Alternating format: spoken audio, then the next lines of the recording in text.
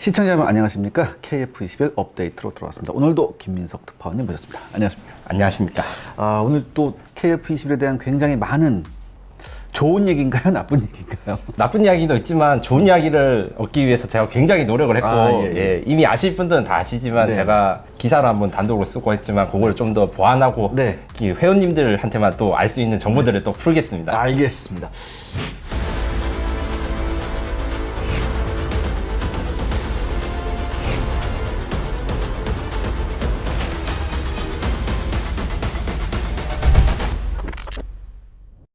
일단 첫 번째 소식으로 일단 KF21 본 계약이 체결이 됐습니다. 예. 사실 근데 논란이 좀 있었다고 하는데요, 요게? 이게 6월 달에 계약이 되냐 마냐 하는데 정확하게 언제 계약된다는지 밝히지를 않다가 네네. 주식 공시로 이제 알려지게 됐고 그리고 6월 말이 됐잖아요. 네, 본 거 네. 보니까 아마 이제 계약을 하고 세부적인 내용을 협상할 때 좀 시간이 들었던 것 같고요. 예. 그다음에 계약이 한 회사랑만 하는 게 아니라 이제 3개 회사랑 이렇게 했기 때문에 네. 여기에서 약간 그래서 우리가 돈을 얼마 쓰는가 요게 대해서 왈가왈부가 있었던 것 같습니다. 네. 그러니까 우리가 보통 생각하게 되면 방위사업청에서 KF21하고 계약을 할 때 그냥 한국항공우주하고만 계약을 하는 걸로 알고 있는데 방금 말씀하신 대로 3개 회사라고 하셨거든요. 네. 왜 3개 회사가 됐죠? 이게 개발 방식 때문에 그런 건데 F-35를 미국이 도입할 때도 로키드 마틴이랑 PW랑 이렇게 계약을 해요. 네. PW는 당연히 엔진 F235 엔진. 그렇죠. 플라이트 피팅이. 예. 그렇게 해서 하나 에어로가 F414 엔진을 관급으로 계약을 하기 때문에 네. 카이랑 독자적으로 하는 게 하나 있고 네. 하나 시스템이 KF21용 A사 레이더를 카이가 아니라 방위사업청이랑 계약을 했는데 요거는 KF21의 개발 방식에 대해서 사람들이 이제 좀 약간 잊혀져서 제가 리마인드 하는 데서 네. 예를 들면 우리나라 이렇게 무기 개발할 때는 업체 주도냐 국가 개발이냐. 그렇죠. 그러니까 ADD가 주도를 하면 업체들은 그 생산을 하는 업체고요. 그렇죠. 그 업체가 주도하면 업체가 모든 설계나 이런 거 책임을 지는데 그러니까 국가로부터 과제를 받느냐 안 받느냐 아마 그 그렇죠. 차이일 거예요. 예. KF21은 네. 레이더를 제외한 모든 것은 다 카이가 주도를 하고 레이더는 국방과학연구소가 주도를 한 다음에 하나 시스템이 생산합니다. 그렇군요. 그래서 하나 시스템이 생산업체로서 방위사업청이랑 계약을 해가지고 네. 이렇게 세 갈래로 나눠지게 된 거죠. 그럼 엔진도 원래는 카이였나요? 아닙니다. 이게 전통적으로 이제 배를 계약할 때도 그 엔진과 천체를 분리하듯이 네. 우리나라도 이제 지금 전투기를 계약할 때 엔진과 기체를 분리해가지고 계약하게 됩니다. 그렇게 됐군요. 여기서 하나만 여쭤보겠습니다. 이 하나 에어로가 지금 F414 엔진을 이제 국내에서 라이센스 생산하고 있잖아요. 하나 에어로라는 회사 자체의 소재 개발 부분에서의 좀 기술력은 어느 정도일까요? 요것도 이제 저번 방송에도 잠깐 이야기를 했지만 그 신소재 같은 걸 많이 개발해가지고 저한테 홍보도 하고 이제 연구원분들이 많이 이야기를 해봤는데 지금 현재는 이제 무인기용 그 엔진에 쓰는 건 다 100% 국산을 한 것은 물론 지금 현재 곧 완성이 눈앞에 있는 5,000파운드급 제트 엔진 그러니까 무인기용 그 무인 편대기 엔진은 수준이 되는데 10년 안에는 이제 F414를 능가하는 수준의 내열 소재를 적용하는 게 목표다. 다만 이제 국가의 지원과 이제 우리 국산 엔진 사업 많이 강조를 하시고 있는 곳에 가야 되겠죠. 여기는 좀 R&D를 화끈하게 좀 화끈하게 했으면 좋겠고. 예, 맞습니다. 이 A사 레이더 말씀하셨잖아요. 사실 A사 레이더는 우리가 ADD가 개발해서 이제 하나가 이제 시스템을 생산하는데 하나 시스템을 생산하는데 제가 그 국방과학 대제전 이런 데서 저도 이제 ADD 분들하고 얘기를 좀 해봤거든요. 그 A사 개발에 대한 그 에피소드를 들어보니까 월화수목 금금금은 굉장히 당연시하더군요. 제가 ADD에 연구하시는 분들 많이 인터뷰를 해보고 깜짝 놀랄 수도 있었는데 제가 제일 인상 깊었던 분은 레이더를 만드시는 ADD 연구원인데 KF21 레이더는 아니었어요. 임신 6개월까지 개발을 하시고 애 낳고 다시 돌아와가지고 개발 마무리하시고 그런데 이게 개발 종료되고 양산이 안 됐던 슬픈 역사가 너무 슬프더라고요. 나이는 이제 저랑 비슷하신 분이었는데 눈물이 앞을 가릴 수가 없습니다. 그리고 제가 요거 봤어요. 그 방산 전시회에서 ADD가 이제 A사 레이더 이제 하드웨어를 이제 전시했었거든요.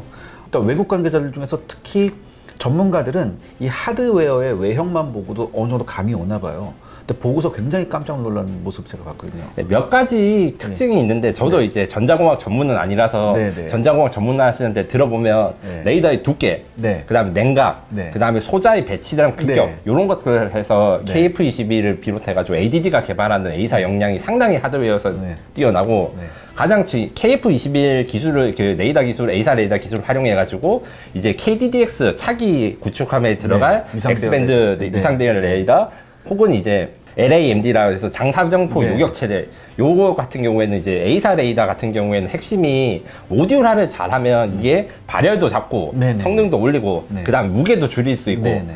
그리고 안테나 두께가 줄어들수록 안테나 면적이 넓어져서 그렇죠, 그렇죠. 같은 사이즈에 더 많이 더 멀리 탐지하는데 그렇죠. 네. 지금 이제 KF-21은 이미 ADD 그 A사 레이더 중에서 우리는 이미 개발을 완료했다 이 수준이고 지금 최신형 같은 경우에는 RMA라고 해가지고 레이더가 하나짜리 블록이 완전한 레이더 기능을 가지는데 네. 이걸 9개나 아니면 뭐 16개 이렇게 조합해가지고 크기와 성능에 따라서 다양하게 레이더를 조합하는 것까지 이미 완성을 했습니다. 아, 그렇군요. 만만치 않아요. 그러니까 우리나라도 만만치 않습니다. 자, 그런데 이제 KF21의 대당 가격 얘기가 계속 나옵니다. 이렇게 계약이 됐으니까. 대당 가격이 1,100억 원이라는 의견도 있고, 그 다음에 1,300억이 넘는다는 의견이 있습니다. 근데 왜 계산 방식이 이렇게 다른가요? 왜 이렇게 들쭉날쭉하죠? 요것을 또 제가 취재를 해보니까 네. 일단 항공기 가격이 뭐 플라이어의 코스트, 프로그램 코스트 뭐 이런 식으로 해가지고 유닛 코스트 해가지고 이 매니아 분들은 이게 얼마나 비쌀 때 말하는 가격들이 있어요. 네, 네. 근데 제가 법적으로 찾아보니까 그 가격이 수십 가지가 넘어가지고 그래요? 예. 그리고 나라마다 이게 실정이 달라요. 그래서 F-35를 우리가 미국에서 FM에서 구매할 때는 무장, 훈련 체계, 그 다음에 사람, 뭐 엔진까지 다 도입하는데 지금 우리 KF-21 사업에서는 무장은 제외하고 왜냐하면 NVIDIA에서 이제 라이센스 생산하니까 그렇죠, 예. 훈련 체계, 그 다음에 군수 지원 체계, 예비 부품까지 하나의 패키지로 KF-21 사업을 이 개발비를 하는 게 그렇군요. 지금 이렇게 계산이 됐고 네. 다만 여기서 이제 한 사람들이 이제 착각을 한 게 개발비를 네. 이 대당 예산과 이게 섞어가지고 네. KF-21 가격이 얼마다 이렇게 한 게 1,300억. 아, 그러니까 거기 다 말아가지고 한 거군요. 예. 그게. 다만 이제 이게 논란이 있지만 제가 보기에는 네. 이 수출 가격이라든가 실제적으로 우리가 공군이 얼마를 지불을 할 때는 개발비를 빼야 되거든요. 그렇죠. 개발비 예. 빼야죠. 그래서 지금 카이가 방위사업청과 계약한 금액 중에서 개발비가 4,081억이 들어가 있다고 공시를 해놨어요. 네네. 그래서 개발비를 빼고 카이의 가격, 그 다음에 하나 에어로스페이스 엔진 가격, 그 다음에 하나 시스템의 레이더 가격까지 합치면 이게 대당 가격 1,100억이 되고 1,100억. 이 1,100억이라는 의미는 KF-21을 운영하기 위해서 비행기, 엔진, 부속, 그 다음에 훈련 장비, 그 다음에 수리 부속까지 다 포함을 하되 이 사람값, 그 다음에 건물값, 그 다음에 무기값은 안 들어가 있다. 그렇죠. 아. 네. 그래서 요것도 이제 프로그램 코스트라는 게 전체적으로 총 예산이 얼마나 할 때 프로그램 네. 코스트라는 말을 쓰는데 네. 지금 저는 이제 제가 이제 이거 프로그램 코스트가 아닌가라고 물어봤을 때 이제 무장이 들어가지 않았기 때문에 좀 애매하지 않나 했지만 제가 확인을 해보니까 카이가 해외 홍보를 하거나 아니면 이제 세일즈를 할 때 우리는 요 정도 가격에서 납품을 줍니다. 요거 요 한 달당 요 금액만 있으면 비행기를 띄울 수 있습니다가 지금 1,099억. 그러니까 8천만 달러. 그게 이제 태국한테 제시했었던. 예, 그 가격이 이제 사장님이 말씀하신 가격이 딱 그 계산으로 들어가는 거예요. 그렇게 되는군요. 그리고 네. 여기 이제 추가로 하나 알아온 게 이게 플라이웨이 코스트라 해가지고 순수하게 뭐 부품 가격 다 떼면 얼마냐 했을 때 이제 카이는 사실 저한테 답변을 거부해서 엔지니어 분들한테 여러 절 알아보니까 제가 지금 1,100억이라고 하는 거는 부품이랑 훈련 장비 다 포함한 거. 그거 빼고는 대당 한 900억대. 900억대. 네. 아. 그래서 상당히 경쟁력이 있는 가격이고 네. 물론 KF-21 처음 만들 땐 한 대당 650억이 돼야 된다 했는데 네. 그때 시절 생각하면 이제 짜장면이 아, 4,000원, 3,500원. 팬데믹 이후로 지금 인플레가 된 게 얼마인데요? 그거 생각하면 안 되죠. 예, 그래서 이제 혹자나 이야기 하시는 분 중에 FA18 슈퍼호넷이 훨씬 싸다 이렇게 말하는 분도 해서 제가 확인을 해봤거든요. 네. 얼마입니까? 아니요, FA18이 팬데믹 이후에 팔린 게 없어요. 아, 팔린 게 없죠. 제일 마지막에 팔린 게 그 쿠웨이트 아, 버전이고 쿠웨이트. 미국도 이제 더 이상 획득을 안 하니까 네. 신규 가격이 업데이트가 안 되고 가장 마지막 가격이 있으니까 야 FA18보다 훨씬 싼 거 아니야 이렇게 하는데 그건 조금 그거하고 비교하는 건 약간 좀 어폐가 있는데. 예, 반대로 F15EX의 경우에는 가격이 우리가 F15K 살 때보다 훨씬 올라갔거든요. 이런 걸 좀 예, 사람들이 참 계산을 하고 알았으면 합니다. 네, 아, 굉장히 좋은 말씀인데. 지금 현재 F35는 얼마죠? 대충? 우리나라 지금 이제 20대 추가 도입한 가격으로 하면 이제 1,700억 대다. 1700. 예. 그러니까 예전에 있어 뭐 F30보다 비싸다 자꾸 이런 얘기가 막 돌아서 예. 제가 그걸 좀 여러 차례 해명을 했는데도 그걸 아직도 안 믿으시는 분들. 심지어 그 어떤 언론 보도에서는 F-35 로키드 마틴 계약가를만 딱 해가지고 F-35가 KF-21보다 싸다 했는데 엔진을 빼가지고 계산을 하시는 분이 계셨어요. 내가 깜짝 놀랐어. 비행기는 조상님이 날라다 주나? 시청자 여러분들의 구독과 좋아요는 영상 제작에 정말 큰 도움이 됩니다. 여러분들 부탁드리겠습니다. 구독과 좋아요. 여기까지는 뭐 그냥 그나마 좀 뭐 우리가 저 앱 업데이트라고 할 수 있는데 이제부터는 좀 심각한 얘기를 해야 됩니다. 지난번에 언론에 한번 나왔습니다. USB 7개 분량의 자료, 무려 20GB의 자료가 유출됐다. 이게 무슨 의미인가요? 이게 두 가지 의미가 있는데 네. 첫 번째로 경찰이 지금 알려주시는 거는 어디서부터 어디까지 유출됐는지를 정해놨다. 그래서 지금까지는 경찰과 이제 카이랑 이제 각종 기관들이 조사한 기밀 유출 내용이 있긴 있었어요. 네. 근데 요 내용을 말하면 혹시나 우리가 조사한 거 말고 다른 게 있나? 빠진 게 있나? 이렇게 점검을 지금까지 계속 했다가 딱 여기서부터 여기까지가 문제가 되는 내용이라고 이제 정할 수 있게 된 거죠. 그러니까 이거 그게 규정을 했군요. USB의 개수랑 파일 수, 용량 네. 이게 정해졌다. 이렇게 이해하시면 될 것 근데 같고요. 만만치 않은 용량인데요, 사실은. 또한 이제 그 보도된 거 보면 이제 최근에 일어난 게 아니라 7년 7년 전에 일어난 게. 예. 그래서 자료가 이제 이미 7년 전에 유출이 됐다가 네. 인도네시아 연구원이 인도네시아를 한번 가져갔다가 다시 들고 와서 적발이 됐다. 이렇게 네. 보도가 됐죠. 네. 이거 같은 경우에는 제가 앞서에서 계속 이제 KF21 관련 이슈를 말했을 때 일지 개념이 있다고 했잖아요. 네네네네. 인도네시아 사람들이 이제 배우고 노하우 쓰고 이제 그 기술 이전을 받으면서 자기네들이 관리하는 문서, 요거 문서를 계속 관리하다 보니까 이렇게 됐고, 실제로 그 뺏겨가지고 체포된 인도네시아 연구원도 자기가 쓴 게 아니다 이렇게 말했던 건 맞는 것 같습니다. 그렇군요. 그래서일까요? 이 방사청장님 인터뷰가 최근에 나왔습니다. 기술 유출이 재발하면 공동 개발을 재검토하겠다는데, 그럼 이 보도가 나왔으면요, 이게 또 새롭게 밝혀진 거잖아요. 그럼 재검토해야 되는 거 아닌가요? 혹자에서는 이제 언론 보도에서 이제 그 도면이 유출된 거 아닌가 했는데, 카티아 도면 얘기 굉장히 많이 나왔죠. 예, 최신 그 보도에서는 그 도면은 확인되지 않았다 이렇게 이야기를 했던 거 보니까 방사청장님이 그 인터뷰를 했을 때 시점에서 이미 경찰로부터 어느 정도 기술 유출이 있고 어느 문서가 유출됐는지 이게 이미 방사청장이 알고 있는 상태에서 말씀하셨고, 플러스로 해가지고 이제 뉴스에서 지금 KF21 자료가 유출됐다고 경찰청이 밝힌 게 아니라 네네. 약간 표현을 이상하게 했어요. 도면은 없고 네. 전략 물자 국방과학 기술 자료가 유출되었다. 그거 더 심각한 거 아닌가요, 사실? 그래가지고 이 KF21을 정확하게 어떤 거를 훔쳤는지가 네. 애매하게 된 거죠. 그럼 이제 인도네시아에서 혹시 나온 반응은 있나요? 인도네시아 반응도 확인해 봤는데 이번 KBS 인터뷰에서는 큰 게 없고 네. 그 방사청장님 인터뷰, 독점 인터뷰 때문에 이제 KF21 이제 못 받는 거 아니냐, 시제기를 받으려면 어떻게 해야 되냐. 시제기는 물 건너갔죠. 이거는 또 아직 모릅니다. 돈을 더 줘야지. 아니 이거 돈을 3분의 1만 준다고 했잖아요. 네, 이거 안 되는 거 아니에요? 거기에서 이제 인도네시아가 3분의 1이 아니라 돈을 더 얹어줄게, 제발 건네줘, 이러면 우리가 그때부터 또 생각할 수 있는 거죠.